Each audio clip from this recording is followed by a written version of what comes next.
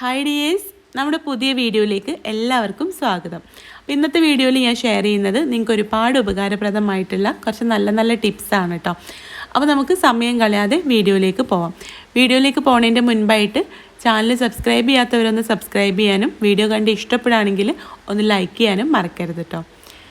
അപ്പോൾ ആദ്യത്തെ ടിപ്പ് എന്ന് പറയുന്നത് നമ്മൾ ഇതുപോലുള്ള ചെറിയ ചെറിയ മീനുകൾ. അപ്പോൾ ഞാനിപ്പോൾ ഇവിടെ വത്തളാണ് കേട്ടോ എടുത്തിട്ടുള്ളത്. ഞങ്ങളുടെ നാട്ടിൽ ഞങ്ങൾ ഈ മീനിന് വത്തൾ എന്നാണ് പറയുക.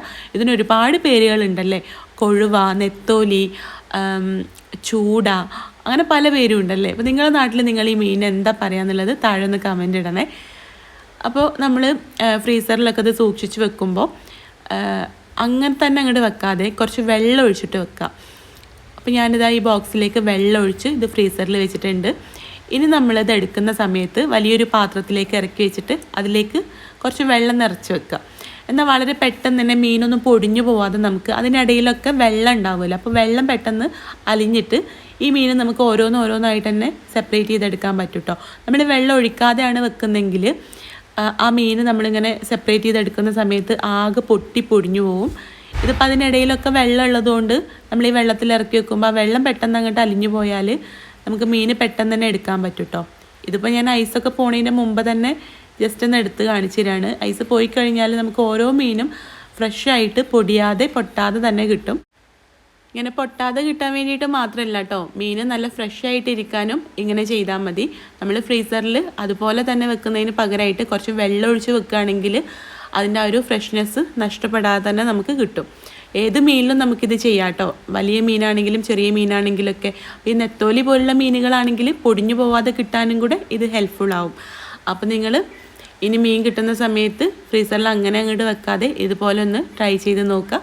മീൻ പൊടിയാതെ തന്നെ നമുക്ക് കിട്ടുകയും ചെയ്യും, അതിൻ്റെ ആ ഒരു ഫ്രഷ്നെസ് നഷ്ടപ്പെടാതെയും കിട്ടും. അപ്പോൾ ട്രൈ ചെയ്ത് നോക്കാം കേട്ടോ. അടുത്തതായിട്ട് പറയുന്നത് പപ്പടം കൊണ്ട് ചെയ്യാവുന്ന വളരെ യൂസ്ഫുൾ ആയിട്ടുള്ളൊരു ടിപ്പാണ് കേട്ടോ. നമ്മുടെ വീട്ടിൽ സ്റ്റീലിൻ്റെയോ അല്ലെങ്കിൽ അലുമിനിയത്തിൻ്റെയൊക്കെ പാത്രങ്ങളിൽ ചെറിയ ചെറിയ ഹോള് വന്നതുണ്ടാവുമല്ലോ. അതായത് ചെറിയ എന്തെങ്കിലും ആയിട്ട് ചെറുതായിട്ട് ഹോള് വന്നിട്ടുണ്ടാവും. അപ്പോൾ നമ്മൾ വെള്ളമൊക്കെ അതിലെടുക്കാൻ പറ്റാത്തൊരവസ്ഥ വരാറുണ്ട്. അപ്പോൾ അങ്ങനെയുള്ള പാത്രങ്ങളിലൊക്കെ പണ്ട് കാലത്തൊക്കെ ചെയ്തിരുന്നൊരു ടിപ്പാണ് കേട്ടോ.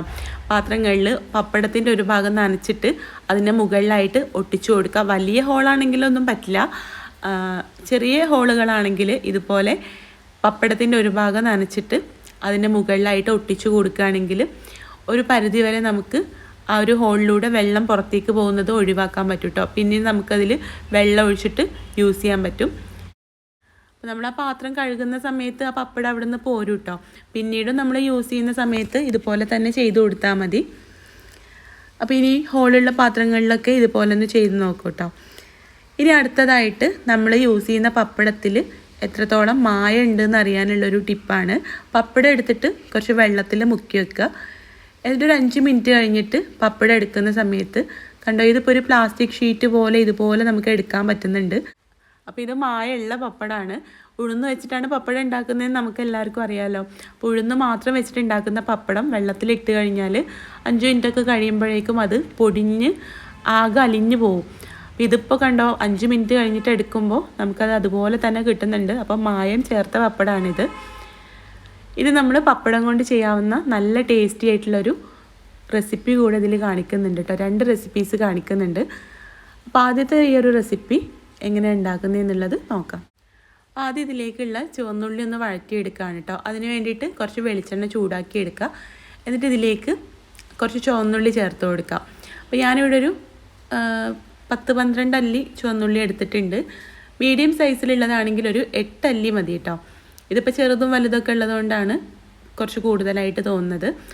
ചുവന്നുള്ളി നല്ല പോലെ ഒന്ന് എണ്ണയിലിട്ട് ഇളക്കിയെടുക്കുക. എന്നിട്ട് ഇതിലേക്ക് എരിവിന് ആവശ്യത്തിനുള്ള വറ്റൽമുളക് ചേർക്കുക. ഞാനിവിടെ 6 വറ്റൽമുളകാണ് കേട്ടോ ചേർക്കുന്നത്. ഇതിന് പകരം പച്ചമുളകും എടുക്കാം. പച്ചമുളകാണെങ്കിൽ ഇതുപോലെ എണ്ണയിലിട്ട് വഴറ്റേണ്ട ആവശ്യമില്ല. ഇതാ വറ്റൽമുളക് കൂടെ ചേർത്തിട്ട് നല്ല പോലെ ഒന്ന് ഇളക്കിയെടുത്തിട്ടുണ്ട്. 2 തണ്ട് കറിവേപ്പില ഇതിലേക്ക് ചേർത്ത് കൊടുക്കാം. പിന്നെ ഒരു ചെറിയൊരു കഷ്ണം ഇഞ്ചി കൂടെ ഇതിലേക്ക് ചേർക്കുന്നുണ്ട്. എല്ലാം കൂടെ നല്ല പോലെ ഒന്ന് ഇളക്കിയെടുത്തിട്ട് തണുത്തതിന് ശേഷം നമുക്കിത് മിക്സിയുടെ ജാറിലേക്ക് ചേർക്കാം. എന്നിട്ട് ഒരു നുള്ളു ഉപ്പും കൂടെ ചേർത്തിട്ട് നമുക്കിതെല്ലാം കൂടെ നല്ല പോലെ ഒന്ന് അരച്ചെടുക്കാം. ഉപ്പ് ചേർക്കുമ്പോൾ വളരെ കുറച്ച് ചേർത്താൽ മതി കേട്ടോ, കാരണം നമ്മളിതിലേക്ക് പപ്പടം ചേർക്കുന്നുണ്ട്. അപ്പോൾ പപ്പടത്തിൽ ഉപ്പ് ഉണ്ടാവുമല്ലോ. 2 പപ്പടം പൊരിച്ചെടുത്തത് ചെറിയ കഷ്ണങ്ങളാക്കിയിട്ട് ചേർത്തിട്ടുണ്ട്. 1 കപ്പ് തേങ്ങ ചിരവിയതും പിന്നെ ഒരു നാരങ്ങയുടെ നീരും ഇതിലേക്ക് ചേർക്കുന്നുണ്ട്. പുളിക്ക് വേണ്ടിയിട്ട് ഞാനിവിടെ നാരങ്ങയുടെ നീരാണ് എടുത്തിട്ടുള്ളത്.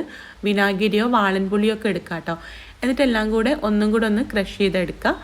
അപ്പോൾ ഇത്രയേ ഉള്ളൂ നമ്മുടെ ഈ ഒരു പപ്പട ചമ്മന്തി റെഡി. നല്ല ടേസ്റ്റി ആയിട്ടുള്ളൊരു ചമ്മന്തിയാണ് കേട്ടോ. പപ്പടം കൊണ്ട് നിങ്ങൾ ഇതുവരെ പപ്പട ചമ്മന്തി ട്രൈ ചെയ്തിട്ടില്ലെങ്കിൽ ട്രൈ ചെയ്ത് നോക്കാം കേട്ടോ. അപ്പോൾ അത് പപ്പടം കൊണ്ടുള്ള മറ്റൊരു റെസിപ്പി കൂടെ ഇതിൽ കാണിക്കുന്നുണ്ട്. പപ്പടവും ചുവന്ന മുളകൊക്കെ ചേർത്തിട്ട് വളരെ ടേസ്റ്റി ആയിട്ട് ചെയ്യാവുന്ന ഒരു സൈഡ് ഡിഷാണ് കേട്ടോ. ചോറിൻ്റെ കൂടെയൊക്കെ കഴിക്കാവുന്ന, ഇത് മാത്രം മതി നമുക്ക് ചോറിൻ്റെ കൂടെ സൈഡായിട്ട് കഴിക്കാൻ. അപ്പോൾ നമുക്ക് എങ്ങനെയാണ് ഇത് ഉണ്ടാക്കുന്നത് എന്നുള്ളത് നോക്കാം. അപ്പോൾ ഇത് ഉണ്ടാക്കാനായിട്ട് ഞാനിവിടെ 8 പപ്പടം എടുത്തിട്ടുണ്ട് കേട്ടോ. അപ്പോൾ ഇത് നമുക്ക് ചെറുതായിട്ടൊന്ന് മുറിച്ചെടുക്കണം. അപ്പോൾ ഞാനിതൊന്ന് കട്ട് ചെയ്തെടുക്കുകയാണ് കേട്ടോ. ഒരു കത്തി വെച്ചിട്ടോ കത്രിക വെച്ചിട്ടോ ചെറുതായിട്ടൊന്ന് മുറിച്ചെടുത്താൽ മതി. കണ്ടോ, ഈ ഒരു രീതിയിൽ ഞാനിപ്പോൾ ഇത് മുറിച്ചെടുത്തിട്ടുണ്ട്. ഇനി നമുക്ക് ഈ പപ്പടം ഒന്ന് ഫ്രൈ ചെയ്തെടുക്കാം.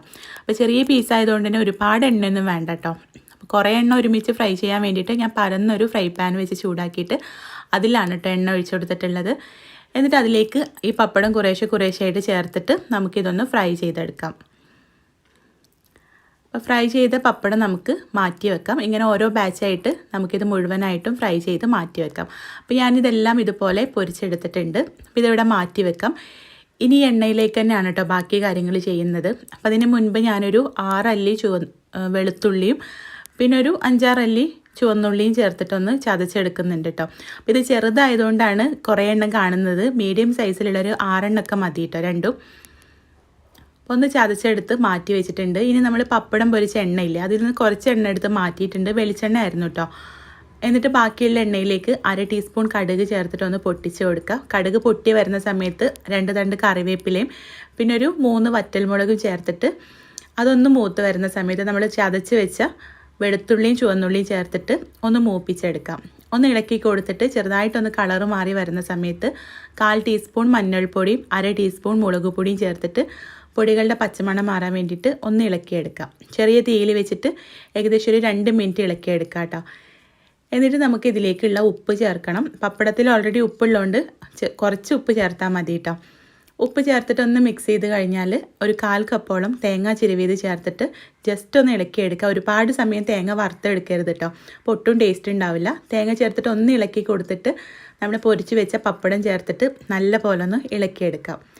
ഇനി ഇതിലേക്കുള്ള മെയിൻ ഇൻഗ്രീഡിയൻറ്റ് ചേർത്ത് കൊടുക്കണം. വറ്റൽമുളക് ക്രഷ് ചെയ്തതാണ് കേട്ടോ. ചില്ലി ഫ്ലേക്സ് അത് ഞാനിവിടെ ഒരു 2.5 ടീസ്പൂണാണ് ചേർക്കുന്നത്. നമ്മുടെ ഓരോരുത്തരുടെ എരിവിനനുസരിച്ചിട്ട് ചേർത്ത് കൊടുക്കാം. അതും കൂടെ ചേർത്ത് മിക്സ് ചെയ്ത് കഴിഞ്ഞാൽ നമ്മുടെ ഈ ഒരു ഐറ്റം റെഡി ആയിട്ട് ഉണ്ട്. അപ്പോൾ ഇത്രേ ഉള്ളൂ, നമ്മുടെ പപ്പടം തോരൻ റെഡി ആയിട്ടുണ്ട്. ചോറിൻ്റെ കൂടെയൊക്കെ ഇത് മാത്രം മതി കേട്ടോ. അപ്പോൾ ട്രൈ ചെയ്ത് നോക്കാം, നിങ്ങൾക്ക് ഇഷ്ടമാവും. കൂടുതൽ റെസിപ്പികൾക്കായിട്ട് നമ്മുടെ ചാനൽ സബ്സ്ക്രൈബ് ചെയ്യാൻ മറക്കരുത്.